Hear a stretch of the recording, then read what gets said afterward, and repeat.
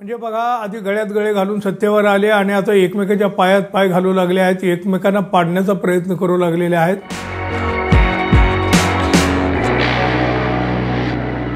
मित्र हो, नमस्कार। महायुतीच्या सरकारमध्ये काहीही आलबेल नाही, उलट एकनाथ शिंदे आणि देवेंद्र फडणवीस यांच्यामध्ये शीत युद्ध सुरू झालेलं आहे।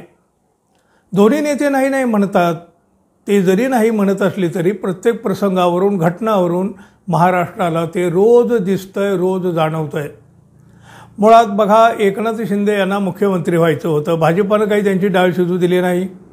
रुसले फुगले, गावी जाऊन शेतात काम करीत बसले, तरीही गृहमंत्रीपदही नाही दिलं। एकनाथ शिंदे यांनी जेही काही मागितलं आजवर त्यातलं काहीही नाही दिलं। मग स्वाभिमान दुखावणं तर स्वाभाविक आहे, पण यामुळे सरकार लंगड्या घोड्यासारखं चालू लागलं आहे ना, त्याचं काय?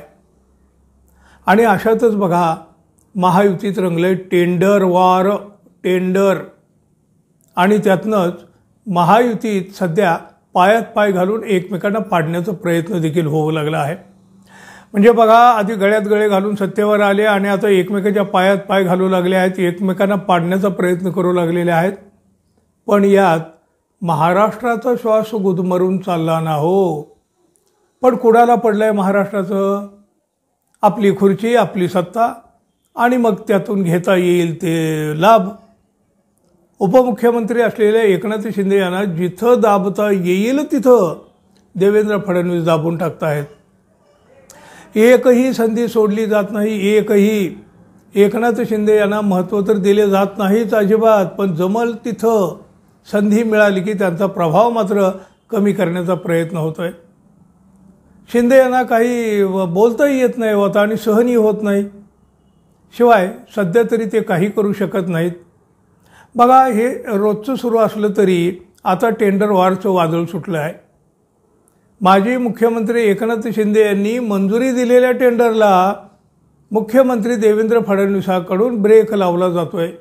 मुंबई आणि जालन्यातल्या प्रकल्पानंतर आता पंढरपूरच्या दर्शन मंडप आणि स्काय वॉकचं देखील टेंडर फडणवीसानं रद्द केलंय। त्यामुळे शिंदेना फडणवीसांनी हा तिसरा धक्का दिल्याची चर्चा रंगली। एकनाथ शिंदे यांनी निर्णय घ्यायचे आणि फडणवीस यांनी ते रद्द करायचे। मग उपमुख्यमंत्री हे पद नक्की कोणत्या कामाचं की केवळ राजकीय सोयीचं? पंढरपुरातील विठ्ठल रुक्मिणीच्या मंदिरात येणाऱ्या भाविकांसाठी दर्शन मंडप आणि स्काय वॉक बांधण्यात येणार होतं। यासाठी एकनाथ शिंदे हे मुख्यमंत्री असताना त्यांनी 229 कोटींचा निधी मंजूर केलेला होता। त्यावेळेला ते मुख्यमंत्री होते तेव्हा। मात्र याच टेंडरला आता मुख्यमंत्री देवेंद्र फडणवीस यांनी स्थगिती देऊन टाकली। अहो, तसं पाहिलं तर यामागं खूप मोठं राजकारण आहे असं मानलं जात आहे। शिवसेना फोडून शिंदे मुख्यमंत्री झाले आणि लगेच पंढरपुरात पोहोचले होते। आषाढी वारीला अवघ्या महाराष्ट्र पंढरीत जमलेला वारकऱ्यांचा मोठा जनसमुदाय, देश विदेशातून लोक येतात, तो भाग वेगळा। यावेळी एकनाथ शिंदे यांनी मोठ्या आवेशानं भाषण ठोकलं होतं पंढरपुरात, आणि त्याच पंढरीतलं महत्त्वाचं टेंडर फडणवीस यांनी रद्द ठरवलं। त्यामुळं महायुतीत आता नक्की काय चाललं आहे याच्यावर चर्चा होऊ लागल्या आहेत।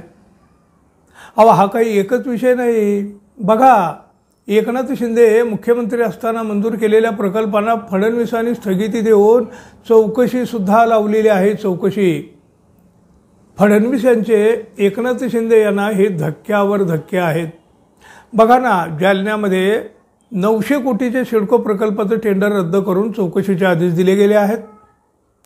मुंबई महापालिकेतल्या घनकचरा व्यवस्थापनाच्या 1400 कोटीच्या टेंडरला स्थगिती देण्यात आली। पंढरपुरातील दर्शन मंडप आणि स्काय वॉकच्या बांधकामाच्या 229 कोटीचं टेंडर रद्द करण्यात आलेलं आहे। फडणवीसांच्या या निर्णयामुळं विरोधकांना तर काय आयतं कोलीतच मिळालं ना हो। यामुळं मात्र महायुतीत कसं एकमेकाच्या पायात पाय घालणं सुरू आहे हेच दिसायला लागलं। पालकमंत्रीपदाचा वाद अजूनही निवळलेला नसताना एकनाथ शिंदे यांच्या काळात मंजूर केलेल्या प्रकल्पांना फडणवीसांनी स्थगिती देत चौकशीही लावली। त्यामुळं भविष्यात महायुतीतला अंतर्गत संघर्ष आणखी वाढणार की शिंदे हे फडणवीसांशी जुळवून घेणार हे पाहावं लागेल. देवेंद्र फडणवीस डावावर डाव टाकत आहेत. एकनाथ शिंदे यांना धोबी पछाड देत आहेत. शिंदे नाराज झाली तरी त्यांची दखल कुणीही घेत नाहीत आणि शिंदे यांना तोंड दाबून बुक्क्यांचा मार खावा लागत आहे. अहो किती दिवस चालणार हे? कधीतरी स्फोट तर होणार. तुम्हाला काय वाटतं जरूर सांगा. आणि आपण अजून आपल्या चॅनलला सबस्क्राईब केलं नसेल तर कृपया सबस्क्राईब करावं ही अपेक्षा आहे. धन्यवाद. पुन्हा भेटू. तोपर्यंत नमस्कार.